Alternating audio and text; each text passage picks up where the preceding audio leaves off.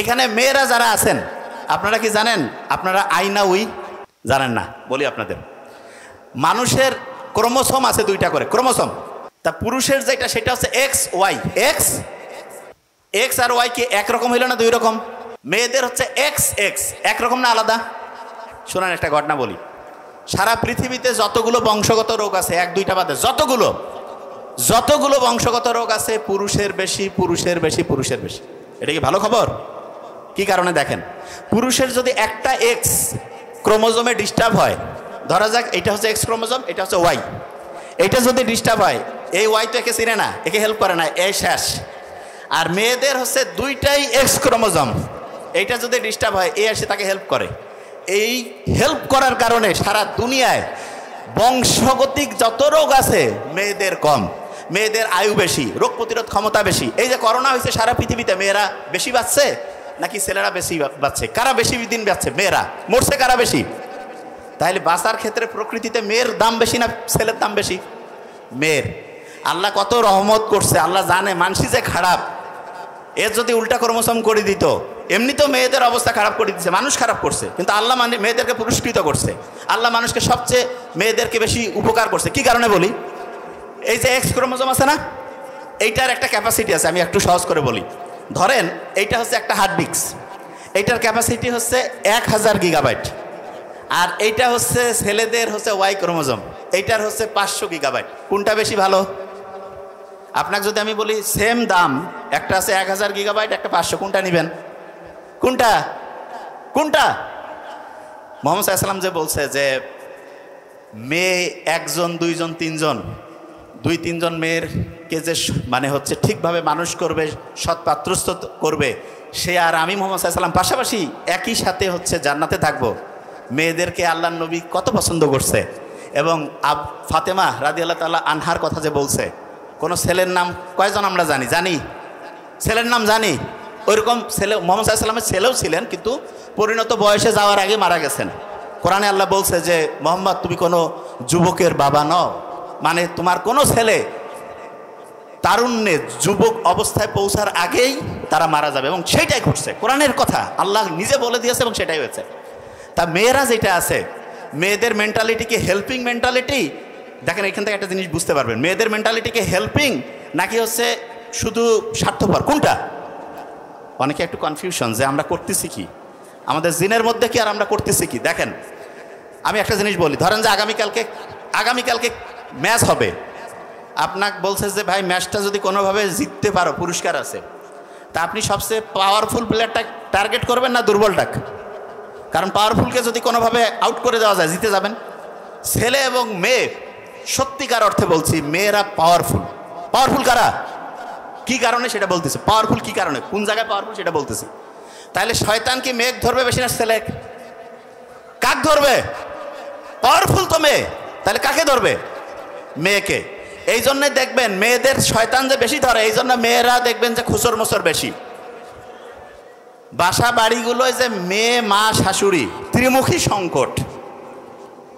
এবং আমি নিজে চিন্তা করছি যে কি কারণ, পরে বুঝলাম যে শয়তান আসি ধরছে এদেরকে। এখন শয়তান তো ছেলেদের ধরে কুলাইতে পারতেছে না, মেয়েদের ধরে যদি এদেরকে দিয়ে ফাইটিং লাগাই দেওয়া যায়, ধরা যাক যে পাশে একটা বোমা পড়ছে, তার প্রভাব তো এখানেও পড়বে, ঠিক না? মেয়েদেরকে ধরে গোটাল ফ্যামিলির মধ্যে গ্যাঞ্জাম লাগাই দেয়। আমি আপনাদের সত্যি কথা বলি, আমার ছোট ভাই বলছে, ও আলহামদুলিল্লাহ খুব ভালো কথা বলছে। আমি আপনাদের একটা জিনিস বলি, আপনারা সবসময় মাথায় রাখবেন, মেয়েরা, এই যে ভাই, মেয়েরা হচ্ছে মা হবেন না আপনারা, তার আগে তো হচ্ছে নিজে মেয়ে ছিলেন, তারপরে বউ হবেন। আমি একটা জিনিস বলি, একটা ফর্মুলা, এই যে লাস্ট বেঞ্চ, একটা ফর্মুলা দিছি, একদম নাম্বার 1 হবেন, সেটাকে আমি বলি। আমি আমার ছোটো বোনকে দিছি, এবং সে তার যে শ্বশুর বাড়িতে তার মানে ওটা কি বলবো, আমার ছোটো বোনের যে শ্বশুর, উনি যখন পৃথিবী থেকে বিদায় নেন তালই, উনি কিন্তু ওনার পৃথিবী থেকে যাওয়ার আগে ওনাকে সার্টিফিকেট দিয়ে গেছে যে এরকম বৌমা পাই নাই, এবং আমাকে বসায় বলছে, আমি সত্যি কথা বলছি। ওর যে হাজব্যান্ড, সে আমাকে বলতেছে আপনার বোন এত ভালো। আমি কিন্তু নিজের বোনের প্রশংসা করছি না, সত্যিটা বলছি। আমি জানি আমার বোন অতটা ভালো না, অন্তত আমার সাথে না, সে ভাইয়ের সাথে খুচর মোচর, আমি জানি, এটা আন্তরিকতা। তা ও কয় যে সারা দুনিয়ায় ভালো, ঠিক আছে, আমি এটা পছন্দ করি, আমি জানি ও সারা জীবন আমাকে ডিস্টার্ব দেয়, আমার ছোটো বোন। তাই এটা আমি এনজয় করি, কোনো সমস্যা নেই। ও আমার খুব বড় ক্রিটিক্স, যে কোনো প্রশ্ন দেখে কয় ভাই তুই কথা একটু স্মার্ট করি কবি, তুই এইভাবে কোষ কেন রে। আসলে আমি যখন ইমোশনাল হয়ে যাই তখন দেখা যায় আমার রংপুরের নীলফামারী ডোমারের যে লোকাল ল্যাঙ্গুয়েজ এটা অটোমেটিক চলে আসে এবং ন্যাচারাল। আমি যেটা সত্যি, আমি বাসা থেকে শুরু করে আমার ফ্যামিলি, আব্বা আম্মা ভাই বোন, আমার ওয়াইফ বাচ্চা সবার ক্ষেত্রে, আমার অফিস স্টাফ যারা সবাই জানে, মানে যেটা আমি বলতেছি একদম রিয়াল। মানে আমার স্পিচ থেকে শুরু করে যা কিছু সব ক্যামেরার সামনে যা ঠিক সেটাই একদম রিয়াল। এই যে লাস্ট বেঞ্চ যে জিনিসটা বলতেছিলাম, তা আপনারা মেয়ে হিসাবে খুব অসাধারণ হবেন। একটা জিনিস খেয়াল রাখবেন, আপনি যখন বিয়ে হবে, হওয়ার পরে অবশ্যই এই জিনিসটা মাথায় রাখবেন, আপনার হাজব্যান্ডের যে মা বাবা এবং ভাই বোন তাদের সাথে সুসম্পর্ক রাখবেন। এইটা আপনার জন্য গেম চেঞ্জিং হবে। আমি আপনাকে বললাম, আপনার প্রথমে মনে হইতে পারে এটা লস, এটা ইনভেস্টমেন্ট, সত্যি কথা, এবং এটা আপনার জন্য লাইফ চেঞ্জিং হবে। যে জায়গায় আমি বলছি এটা অবশ্যই করবেন, পরিবারগুলো অসাধারণ হবে। যে জায়গায় বলছিলাম মেয়েরা কেন পাওয়ারফুল, আপনি কি জানেন আপনার যে সন্তানের বৈশিষ্ট্য এর 90% মেয়েদের কাছ থেকে আসে। কত পার্সেন্ট? ছেলেরা কিন্তু অনেকে জানে না, এখন 90% মেয়েদের আসে। তার মানে সন্তানটা ভালো হইলেও বৈশিষ্ট্যটা প্রধানত কার কাছ থেকে আসছে? তাহলে আমাদের যে বৈশিষ্ট্য এটা প্রধানত কি আমার আব্বার জন্য না মায়ের জন্য? এই জন্য রত্নগর্ভা মা। হ্যাঁ, আব্বার অত কিন্তু রত্নগর্ভা মানে যদি হবেই না, মানে আমি জাস্ট বোঝার জন্য বলছি, ওরকম নাই, ঠিক না? রত্নগর্ভা মা আছে কেন? কারণ আসলে সায়েন্টিফিক্যালি দেখা গিয়েছে মেয়ে একটা সন্তানের 90% হচ্ছে মা।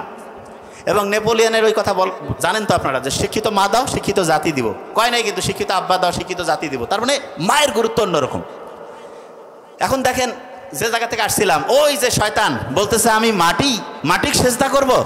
এখন মাটির বৈশিষ্ট্য শুনলে আপনি অবাক হবেন।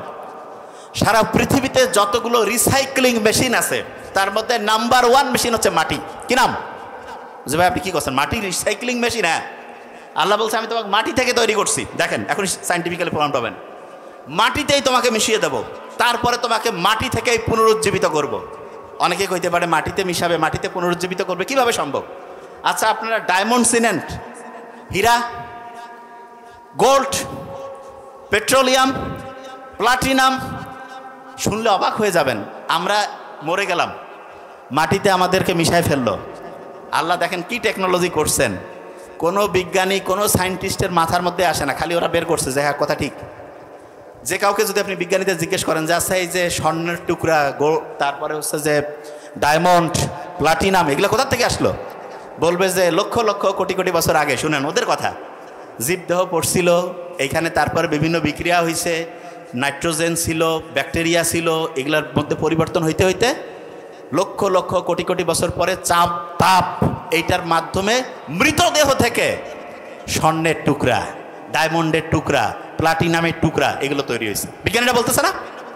তাইলে রিসাইক্লিং মেশিন মানে কি? মনে করেন আমি এই পানির টুকরাটা দিলাম, এইটা থেকে একটা খাতা বের হইতে পারে, বিজ্ঞানীরা এরকম আসছে। কিন্তু আল্লাহ কি করছে? মৃতদেহ সেইখান থেকে গোল্ড, ডায়মন্ড, প্লাটিনাম এগুলো বের করতেছে। তাহলে কোন রিসাইক্লিং মেশিনটা ভালো? দুনিয়ার এই যে 10 কোটি 50 কোটি টাকা রিসাইক্লিং মেশিন, না মাটি যেটা আছে সেইটা? কোনটা? মাটি। আচ্ছা এবার দেখেন তো একটা জিনিস, আপনি সারা দুনিয়ার সবচেয়ে শ্রেষ্ঠ ফিল্টার মেশিন কোথায় আছে জানেন? কোথায়? কিডনি। সারা দুনিয়ার সবচেয়ে শ্রেষ্ঠ ফিল্টার মেশিন কিডনি। কোনো তেল দিয়ে চলে না, কিচ্ছু না। পানি খাবেন, অপ্রয়োজনীয় জিনিস শরীরে থাকবে না, প্রয়োজনীয় জিনিসকে ধরে রাখবে। 1 নাম্বার ফিল্টার মেশিন। এবং দেখেন কোনো পিওরি ঢ্যান ত্যানে কাম হবে না, 2টা সেট করে রাখছে আল্লাহ। কোনো কারণে একটা ডিস্টার্ব হইলেও বাকিটা 90% পর্যন্ত ডিস্টার্ব না হওয়া পর্যন্ত আপনি টেরে পাবেন না। তার মানে আল্লাহ সব ডাবল, যেখানে যেটা দরকার 2টা দিছে, একটা দিলেই হইতো, কিন্তু রিজার্ভ করে দিয়েছে যাতে করে আল্লাহ শুকরিয়া আদায় করতে পারি আমরা। ফুসফুস আল্লাহ 2টা দিছে কেন? হ্যাঁ, ওইটা 2টাই কাজ করছে। একটা হইলে হার্ট কিন্তু একটা দিয়েছে, দেখেন হার্ট একটা, ফুসফুস 2টা, কিডনি 2টা। এবং বিজ্ঞানীরা দেখছে যেই রকম হইলে সবচেয়ে ভালো হইতো ঠিক সেইভাবে আল্লাহ দিয়েছেন, ঠিক সেইভাবে। দেখেন আল্লাহ ওই যে মাটি, ওই যে শয়তান কইছে না যে আমি মাটি সেজদা করবো, আল্লাহ কাছে দেখ মাটি থেকে দুনিয়ার সবচেয়ে সেরা জিনিসগুলো বানাই দিব, যা কি করবি? আছে? আগুন থেকে কি সেরা এরকম জিনিস হয়েছে? কি থেকে হয়েছে? মাটি থেকে হয়েছে। এখন মানুষ কিভাবে চললে ভালো থাকবে আর শয়তান কি করবে আল্লাহ কিন্তু এটা জানে, আল্লাহ সব জানে। এই জন্য আল্লাহ করছে কি, বলছে যে দেখো তুমি এই কাজগুলো করবা, এই কাজগুলো করবা না। আর শয়তান দেখেন, আল্লাহ যে কাজগুলো করতে বলছে শয়তান ঠিক তার উল্টা কাজগুলো করছে। কীরকম দেখেন, আল্লাহ বলছে, দেখেন আপনি একটু চিন্তা করেন, আল্লাহ বলছে তুমি অন্যকে সহযোগিতা করো। শয়তান এসে কী করছে, অন্য ভালো হইলে লাভ কি আমার, অন্য যে কাজে ডিস্টার্ব দাও, দেই না আমরা, বুঝেন নাই? অন্যের কাজে শয়তান কি সহযোগিতা করতে উৎসাহিত করে নাকি ডিস্টার্ব দেয়? ডিস্টার্ব। আচ্ছা এবার আপনি চিন্তা করেন তো, যতগুলো ভালো কাজ দিয়েছে আল্লাহ, আমি আপনাকে দেখাচ্ছি এক এক করে, সবগুলোতে আল্লাহ আমাদের শক্তিটা বাড়ানোর জন্য দিয়েছে। আর যতগুলো খারাপ সেগুলো হচ্ছে শক্তি কমানোর জন্য। কীরকম সেটা বলি। আপনি কি জানেন আমাদের ব্রেইনের মধ্যে একটা ব্রেক আছে? কি আছে বলেন? ব্রেক। এই ব্রেকটা যদি ঠিক থাকে আপনার ব্রেন ঠিকভাবে ঠিক থাকবে। ব্রেনটা হচ্ছে একটা গাড়ির মতো। একটা গাড়ি আপনাকে দিলাম, আগে ছোটোবেলায় বাংলা সিনেমায় দেখতাম যে একজনকে মারার চেষ্টা করতেছে, কয় ব্রেকটা হচ্ছে কোনোভাবে ডিসকানেক্ট করে দাও। গাড়ি চালাইতে চালাইতে এক জায়গায় লাগাই দিল, মা বাপ কেউ মরে গেল, তারপরে ছেলে অনাথ হয়ে গেল, হয়েছে না? তাই এখন ওই ব্রেইনের যে ব্রেক, সেই ব্রেকটা নষ্ট হয়ে যাওয়ার কারণে আপনি দেখবেন ছোট্ট বাচ্চা সারাদিন কার্টুন দেখতেছে, এবং সে যদি কোনো একটা জিনিস চায় তা চাইতেই আছে, কোনো একটা জিনিসের জেদ ধরলে ধরতেইছে।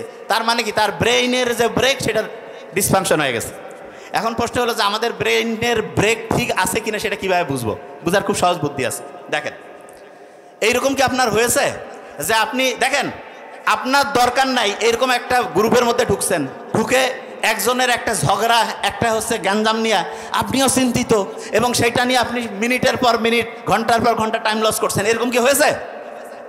বুঝেন নাই আমার কথা?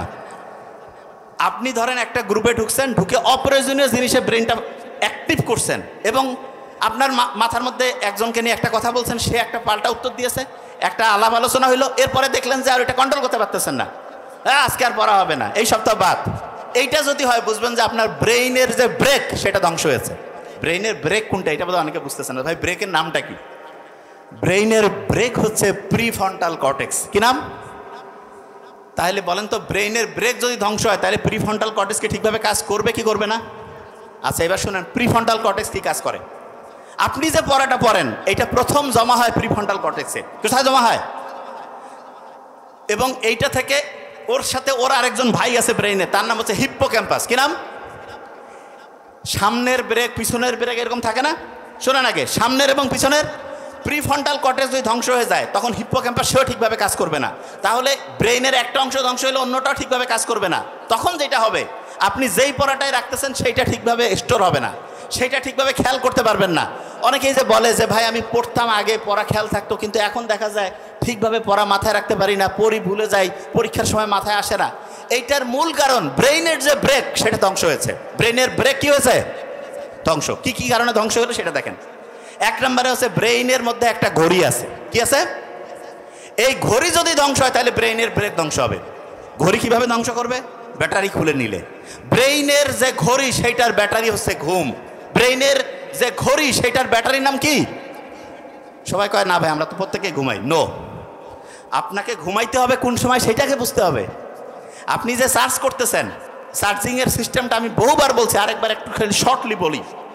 ধরেন আপনি ঠিক এশার নামাজের পর থেকে যদি ঘুমান, আপনার ব্রেন প্রত্যেক ঘন্টায় 100 ওয়াট 500 ওয়াট এরকম বেশি পরিমাণে চার্জিং হইতে থাকবে। এইরকম এশার নামাজের পর থেকে ঠিক রাত 4টা পর্যন্ত হাইয়েস্ট চার্জিং। ওই সময় রোড ট্রাফিক মুক্ত, যাই দিবেন ব্রেন খালি একদম আস্তে আস্তে আস্তে সব ব্রেন অ্যাবজর্ব করবে। ওই সময় যদি আপনি ঠিকভাবে ঘুমান, আপনার ব্রেইনের যে ব্যাটারি সেইটার চার্জিং কি ভালো হবে না খারাপ? ভালো। আর ভোর 4টার পর থেকে চার্জিং কমতে থাকে। সূর্যের আলো যখন উঠছে তখন আসলে এরকম চার্জিং কাজ করে না। আমরা কি করি?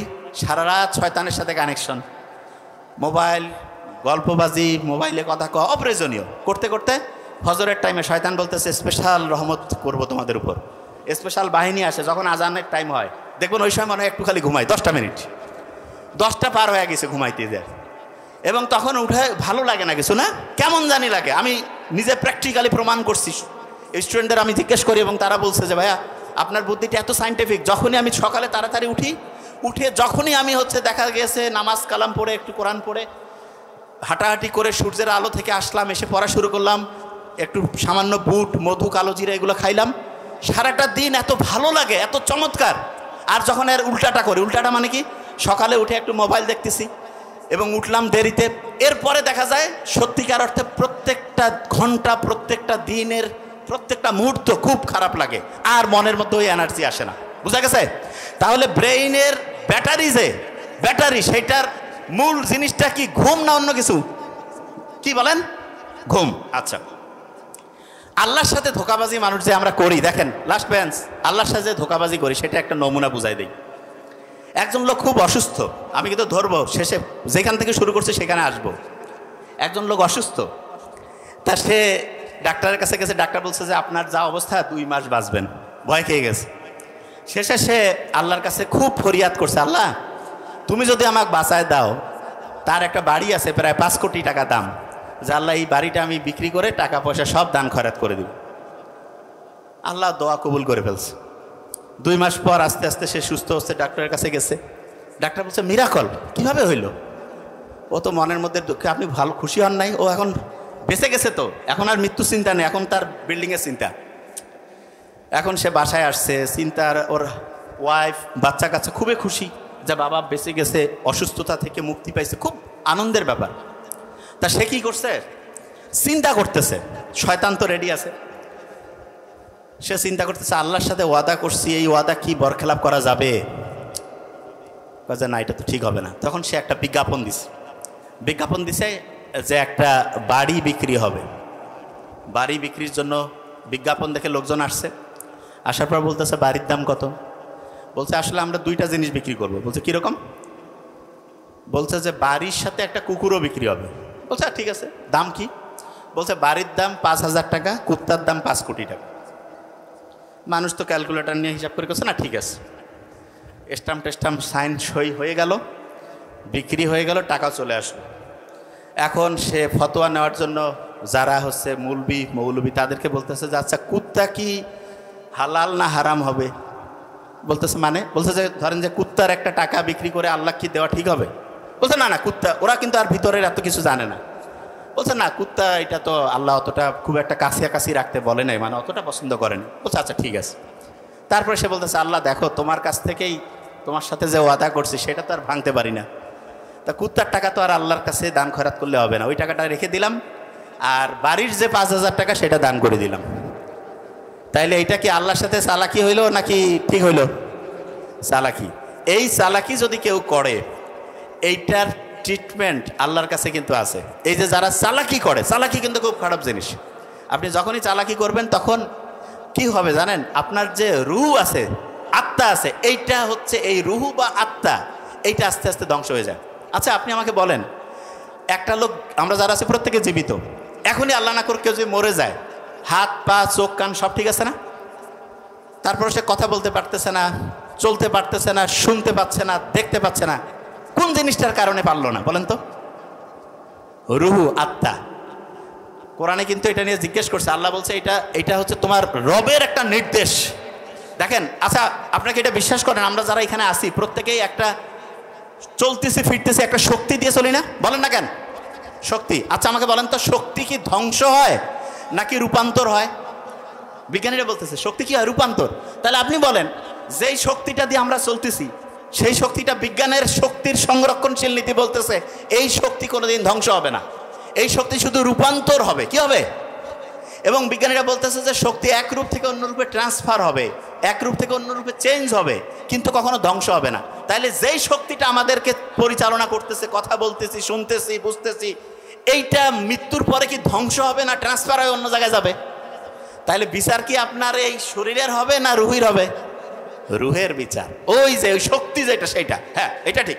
শোনেন, আগে বিচার করার সময় আল্লাহ একটা ব্যাপার আছে।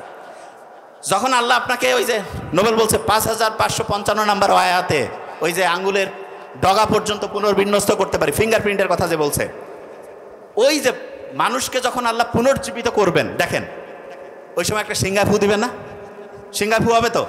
একটা জিনিস আপনাকে বলি, জিনিসটা একটু চিন্তা করেন তো, যা আপনার একটা জায়গায় মনে করেন সবাই ঘুমায় গেছে, ক্যাডেট কলেজ কিংবা হচ্ছে যে মানারাত বিশ্ববিদ্যালয়, ঠিক ফজরের টাইমে যদি জোরে একটা ফু দেওয়া যায়, এত জোরে শব্দ শক্তি, ঘুম থেকে সবাই টের পাবে না?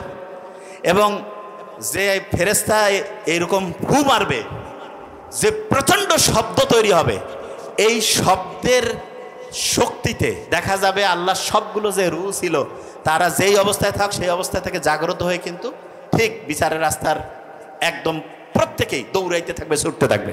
তো অনেকের মাথায় প্রশ্ন হইতে পারে, শব্দের কি এত শক্তি আছে? দেখেন, যে জায়গা থেকে আসছিলাম একটু বলি। আল্লাহ যত জাতিকে ধ্বংস করছে, সবচেয়ে বেশি ধ্বংস করছে ভয়ঙ্কর যেই শক্তিটা দিয়ে, সেটা শব্দ শক্তি। অনেকের মাথায় প্রশ্ন আছে, শব্দ দিয়ে ফের কি ধ্বংস হয়? বলি, নর্মালি ঢাকা একটা সুস্থ লোক হইলে কিন্তু অসুস্থ হয়ে যায় কেন জানেন? এই ঘন বিরক্তিকর, দেখা যাচ্ছে ব্লাড প্রেশার, ডায়াবেটিস সব বেড়ে যায়, মেজাজ কিটকিটে আছে না? বাংলাদেশে তো যেখানে খুশি যার হাতে হর্ন আছে সেই বাজাচ্ছে ইচ্ছা মতো। এখন হর্নের যে বিজ্ঞানীরা দেখছে 120 ডেসিবেল হইলে কানের মধ্যে গ্যাঞ্জাম লেগে যায়। শব্দের যে শক্তি, এটা সবচেয়ে ডেঞ্জারাস কেন জানেন? এখানে আমরা যারা আছি না, কয়েক হাজার ডেসিবেলের যদি বা কয়েক লক্ষ ডেসিবেলের যদি একটা শব্দ এখানে তৈরি করা যায়, আমাদের যে ব্রেইনের মধ্যে আছে না, ককলিয়া আছে কানের মধ্যে, ককলিয়া, সেইখানে হচ্ছে দেখা যাবে একটা ড্রাম আছে, ড্রামটা ফেটে রক্তক্ষরণ হয়ে ব্রেইন মুহূর্তের মধ্যে ধ্বংস হয়ে লোকটা মরে যেতে পারে। এবং আপনি দেখবেন যে শব্দ শক্তি দিয়ে বিভিন্ন সময় আযাব যে দিয়েছে আল্লাহ, আপনি দেখেন তো বৃষ্টি, ঝড়, জলোচ্ছ্বাস, তুফান আসলে আপনি দেখতেছেন পালাচ্ছেন, শব্দ শক্তি যদি বলা হয়, পালার কোনো বুদ্ধি আছে? কোন দিক দিয়ে দেখবেন? শব্দ শক্তি আছে, দেখতে পাবেন? পারবেন? শোনেন, বিজ্ঞানীরা চিন্তা করতেছে, আমরা যে এখানে আছি না, আমরা কথা বলতেছি না, শোনেন, কথা বলতেছি না, এই কথা বলা একটা শব্দ শক্তি হচ্ছে না? যত জোরে কথা কব তত বেশি শক্তি উৎপন্ন হবে, দেখা যাবে বিদ্যুৎ, এইটার শক্তি তত বাড়বে। শক্তির ট্রান্সফার খালি বিজ্ঞানীরা এখনো খুঁজতে পারেনি, এইটা সম্ভব হলে সম্ভব হবে। যে জিনিসটা বলতেছিলাম, শব্দ যেটা আছে, সেই শব্দটাকে ব্যবহার করে আল্লাহ চাইলে একটা জাতিকে মুহূর্তের মধ্যে ধ্বংস করে দিতে পারে, আবার সেই শব্দ ব্যবহার করে মানুষকে মৃত্যু থেকে উত্থাপন করতে পারে। এই যে মৃত্যুর পর যে উঠার পরে বিচার যে হবে, এই বিচারটা এই কারণে দরকার, পৃথিবীর কোনো বিচারেই শতভাগ কারেক্ট নয়। একটা লোক 100 জনকে মারছে, তারও কিন্তু একবার মৃত্যুদণ্ড, নাকি তার 99 বার উঠাবেন বারবার? বলছে ভাই এরকম করে তো বুদ্ধি আছে? কোনো বুদ্ধি আছে?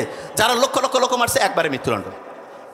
পরকালে আল্লাহ কি করবেন দেখেন, আপনাকে যখন জিন্দা করবেন, আল্লাহ না করুক যারা জাহান্নামে যাবে, আগুনের মধ্যে যে পুড়বে, শরীরের যে স্কিন আছে না, স্কিন, এই স্কিনটা প্রতি মুহূর্তে চেঞ্জ হবে।